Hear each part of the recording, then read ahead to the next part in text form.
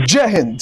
एक police station में दो लोग अपने रिश्तेदार को छुड़वाने के लिए बातचीत करने के पर्पज से पहुंच जाते हैं। वहां पर एसएचओ और पुलिस वालों के साथ इतनी गर्मा गर्मी होती है कि पुलिस दोनों व्यक्तियों पर गोलियां चला देती है और उनकी मौत हो जाती है।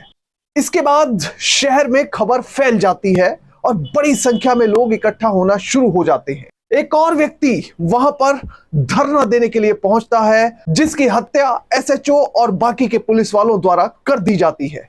इस केस के बारे में बात करेंगे, पर सबसे पहले आपसे अपील कि आप बड़ी संख्या में हमारे वीडियोस को देख रहे हैं पर चैनल सब्सक्राइब नहीं कर रहे। अगर आप इस वीडियो को देख रहे हैं तो फौरन चैनल को सब्सक्राइब कीजिए, बेल नोटिफिकेशन ऑन कीजिए, वीडियो को ज्यादा से ज्यादा शेयर कीजिए और इसके साथ ही अपना कॉमेंट करना ना भूलें। इस केस की असलियत और पूरा सच जानने के लिए वीडियो को बिल्कुल आखिर तक देखें। अब क्या है पूरा मामला, ये जानने के लिए आपको चलना पड़ेगा उत्तर प्रदेश के जिला जालौन और उसके कौंच पुलिस थाने में। दरअसल 1 फरवरी 2004 से पहले शिव कुमार नाम के एक व्यक्ति को पुलिस गिरफ्तार करती है। उसकी गिरफ्तारी की खबर जैसे ही उसके रिश्तेदारों के पास पहुंचती है तो वो पुलिस थाने में बातचीत करने के लिए 1 फरवरी के दिन एसएचओ साहब के पास पहुंच जाते हैं। एसएचओ होते हैं डीडीएस राठौड़। डीडीएस राठौड़ से बातचीत करने के लिए महेंद्र सिंह और सुरेंद्र सिंह पहुंचे थे।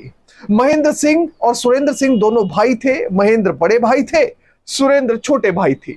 अब पुलिस को वो अपना वर्जन समझाते हैं, वहीं दूसरी तरफ पुलिस अपना वर्जन समझाती है। अब ये बातचीत करते करते दोनों ही पक्षों के बीच में गर्मा गर्मी बढ़ जाती है।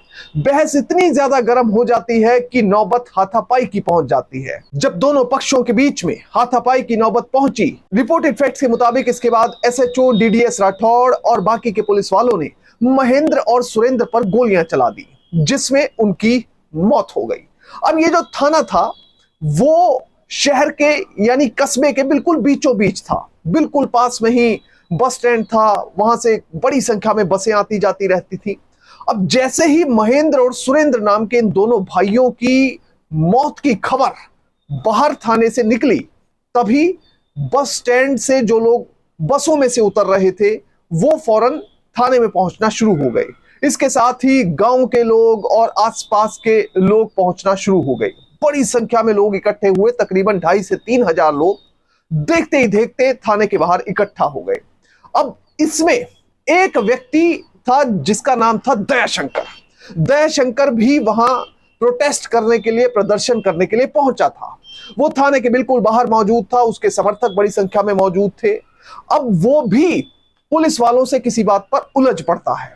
दोनों पक्षों के बीच में गर्मा गर्मी बढ़ जाती है और इसके बाद पुलिस दयाशंकर और उसके साथियों पर भी फायरिंग कर देती है। इस फायरिंग में दयाशंकर की मौत हो जाती है और उसके 4 साथी जख्मी हो जाते हैं, जिन्हें अस्पताल में भर्ती करवाया जाता है। अब यह घटना गांव में, कस्बे में, पूरे जिले में जैसे जैसे फैल रही थी वैसे वैसे लोग थाने में पहुंचना इकट्ठा हो गए। इतनी बड़ी संख्या में लोग थाने के आसपास इकट्ठा हुए कि तकरीबन माना जाता है कि 50,000 से ज्यादा की भीड़ थाने के आसपास इकट्ठा हो गई, जिसमें कि थाने पर पत्थरबाजी की गई, थाने की गाड़ियों पर पत्थरबाजी की गई, थाने के अंदर भी अतिक्रमण किया गया, हमला किया गया। अब कुल मिलाकर जब ये सारी खबर सीनियर अधिकारियों तक पहुंची तो वो शाम होते होते थाने में पहुंचे। वहां पर भीड़ को शांत करवाने की कोशिश करवाई गई। वहां पर भीड़ को किसी तरह से मनाने की कोशिश की। उनको कहा गया कि आपकी जो भी समस्या है उसे हल किया जाएगा, पर आप कृपया करके शांति का पालन करें। अब इसके चलते भीड़ की मांग यह थी कि एसएचओ और उनके साथ मौजूद जितने भी पुलिस वाले हैं उनके खिलाफ एफआईआर की जाए। एफआईआर रजिस्टर होती है कुल 9 पुलिस वालों के खिलाफ, जिसमें एसएचओ डीडीएस राठौड़, उनके बेटे अनिल राठौड़, जिनका नाम सुरेंद्र के रिश्तेदार जबर सिंह ने लिया था। उसने कहा था कि अनिल राठौड़ जो कि एसएचओ साहब का बेटा था, वो भी इस घटना के समय वहां पर मौजूद था। उसका नाम भी इस एफआईआर में रजिस्टर कर लिया जाता है। फिर आता है नंबर दारोगा भगवान सिंह का, जो बाद में डिप्टी एसपी बन जाते हैं। उनका नाम भी इस एफआईआर में रजिस्टर कर लिया जाता है। इसके साथ ही sub inspector Lalmani Gautam, constable Akhilesh Kumar, Ram Naresh Tyagi, Satyaveer Singh, Rajesh Babu और भगवान दास सोनी, इन सब के नाम एफआईआर में रजिस्टर कर लिए जाते हैं और इन सब के खिलाफ मुकदमा चल पड़ता है। अब शुरुआत में ऐसा लग रहा था कि इन सब के खिलाफ कार्रवाई तो की गई है, मगर ऐसा सब कुछ भीड़ को सिर्फ शांत करने के लिए किया गया है। उन्हें बैरक में बंद कर दिया गया। अब देखने के लिए ये शुरुआत में एक आई वॉश लग रहा था कि सिर्फ जनता को शांत करने के लिए ऐसा किया गया, पर बाद में होता क्या है ये जानकर आप हैरान रह जाएंगे। इस पूरे मामले की कार्रवाई बड़ी ही तेजी से आगे बढ़ रही थी और सबसे बड़ी गाजगिरी एसएचओ डीडीएस राठौड़ पर। डीडीएस राठौड़ के खिलाफ 1 महीने में जो इंक्वायरी की गई, उसके बाद उन्हें नौकरी से टर्मिनेट कर दिया गया, यानी कि बर्खास्त कर दिया गया। और इसके साथ ही उन पर एनएसए लगा दिया गया, जो कि सबसे कड़ा कानून माना जाता था। अब इसके साथ ही उन्हें जेल में बंद कर दिया गया।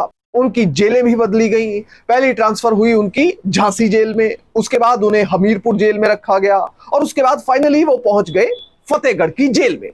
अब कहने वाले लोग ये कहते हैं कि डीडीएस राठौड़ हमेशा इस घटना के बारे में सोचते रहते थे और दुखी होते रहते थे, जिसके चलते उन्हें फतेहगढ़ की जेल में अचानक से हार्ट अटैक आया और उनकी मौत हो गई। वहीं दूसरी तरफ बचाव पक्ष का यह भी कहना था कि जो राजेश कटियार नाम का कांस्टेबल था, जिसे एफआईआर में नामजद किया गया है, उसका ट्रांसफर घटना से ठीक 1 दिन पहले यानी कि जनवरी की आखिरी तारीख को हो गया था, पर फिर भी उसके नाम को एफआईआर में रजिस्टर किया गया। बचाव पक्ष की यह दलील थी कि राजेश कटियार घटना के समय वहां पर मौजूद ही नहीं था, फिर एफआईआर में नाम होने का सवाल पैदा ही नहीं होता। बचाव पक्ष की एक और दलील थी। दलील यह थी कि जो लालमणि गौतम है, जो सब इंस्पेक्टर के पद से रिटायर हुए, उन्हें आंखों से बहुत कम दिखता था।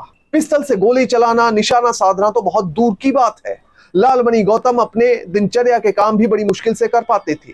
फिर आखिर उन्होंने गोली कैसे चलाई और उनका नाम एफआईआर में रजिस्टर कैसे किया गया, इसे लेकर भी कोर्ट में बड़ी दलीलें दी गई और फाइनली फिर आ गया साल 2019। साल 2019 के नवंबर महीने में माननीय कोर्ट ने इस पूरे मामले पर अपना फैसला सुनाया। इस पूरे मामले पर फैसला सुनाते हुए जो इस मामले के मेन एक्यूज थे, डीडीएस राठौड़ यानी कि देवदत्त सिंह राठौड़, जो कि उस समय के एसएचओ थे, उनकी मौत ट्रायल के दौरान ही हो चुकी थी, यानी पहले ही उनकी मौत हो चुकी थी। इसके साथ ही भगवान दास सोनी की मौत भी पहले ही हो चुकी थी। अब बचे थे भगवान सिंह, जो कि दारोगा से डिप्टी एसपी बन चुके थे, यानी सर्कल ऑफिसर बन चुके थे। उन्हें माननीय कोर्ट ने आजीवन कारावास यानी लाइफ इंप्रिजनमेंट की कड़ी सजा सुनाई। इसके साथ ही retired sub inspector Lalmani Gautam को भी आजीवन कारावास की सजा सुनाई गई। सबसे कड़ी सजा जो साबित हुई वो हुई डीडीएस राठौड़ के बेटे अनिल राठौड़ की।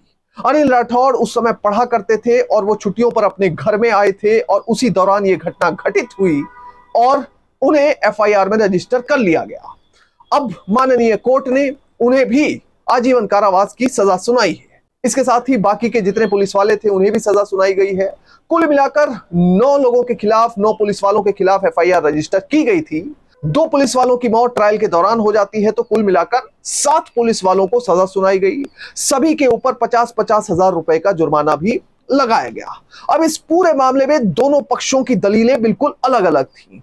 बचाव पक्ष का तो यह कहना था कि हमारी कोई गलती नहीं है, सुरेंद्र और महेंद्र पहले गर्मा गर्मी बहस कर रहे थे और उसके बाद उन्होंने एसएचओ के साथ हाथापाई की, जिस वजह से बचाव में गोली चलाते हुए उनकी मौत हो गई। इसके बाद ऐसा ही कुछ दयाशंकर और उनके साथियों ने करने की कोशिश की, जिसके बाद उनकी भी गोली से मौत हो गई। वहीं दूसरी तरफ सुरेंद्र और उनके रिश्तेदारों का यह कहना है कि दरअसल ये जो सजा दी गई है ये काफी कम है, पुलिस वालों को इससे भी ज्यादा सजा दी जानी चाहिए। जो महेंद्र और सुरेंद्र थे वो थाने में सही मायने में तो बातचीत करने पहुंचे थे, पर एसएचओ ने गर्मा गर्मी की, उसके बाद उन पर गोली चला दी गई और उनकी कोई सुनवाई नहीं हुई। इसके बाद दयाशंकर थाने में पहुंचा, प्रदर्शन करने लगा, तो उस पर और उसके साथियों पर गोली चला दी गई। हालांकि इस पूरे मामले की सच्चाई क्या है, इसे लेकर समय समय पर लोग डिबेट करते रहे, पर फाइनली माननीय अदालत का जो फैसला है वही अंतिम सत्य और वही अंतिम तथ्य होता है और उसे ही हमें सच मानना चाहिए। अब इस अदालत के फैसले के बाद डीएसपी भगवान सिंह को नौकरी से टर्मिनेट कर दिया गया और सभी पुलिस वालों ने बाद में अपनी अपील भी लगाई। मगर ये एक ऐसा गोलीकांड है, एक ऐसी घटना है जो कि पुलिस और जालौन के आम लोगों के बीच में आज भी चर्चा का विषय बनी हुई है। आज भी लोग इस घटना को याद करते हुए सिहर उठते हैं, क्योंकि 3 लोगों की हत्या एक ही दिन में हो जाती है। 3 लोग पुलिस की गोली का कथित तौर पर शिकार होते हैं और एक ही दिन में 50,000 लोग वहां पर इकट्ठे होते हैं, पूरा प्रशासन इकट्ठा होता है, जो आरोपी होते हैं उन पर एफआईआर रजिस्टर होती है और कार्रवाई भी साथ के साथ की जाती है। पर जो 3 लोगों की हत्या हो जाती है उसकी भरपाई कभी भी कोई भी नहीं कर पाता। अब इस मामले से हमें सीख क्या मिलती है? हमें सीख मिलती है कि हमेशा हमें पेशेंस बनाकर रखना चाहिए, चाहे वो पुलिस वाला हो चाहे कोई सिविलियन हो। अगर पेशेंस आपका लूज हो गया तो कब क्या हो जाए पता नहीं लगता। एसएचओ अपनी वर्दी में थे, अपनी ड्यूटी का निर्वहन कर रहे थे, पर उन्होंने कथित तौर पर अपना पेशेंस लूज किया और उसके बाद उन्होंने गोली चला दी, जिसके बाद एफआईआर रजिस्टर हुई और उन्हें टर्मिनेशन का सामना करना पड़ा, इतने बड़े केस का सामना करना पड़ा, उनके बेटे को भी आजीवन कारावास की सजा हो गई। बहरहाल हमेशा हमें कानून का पालन करना चाहिए, क्योंकि जो भी व्यक्ति कानून का पालन नहीं करेगा उस तक कानून के हाथ एक ना एक दिन पहुंच जाते हैं। जय हिंद।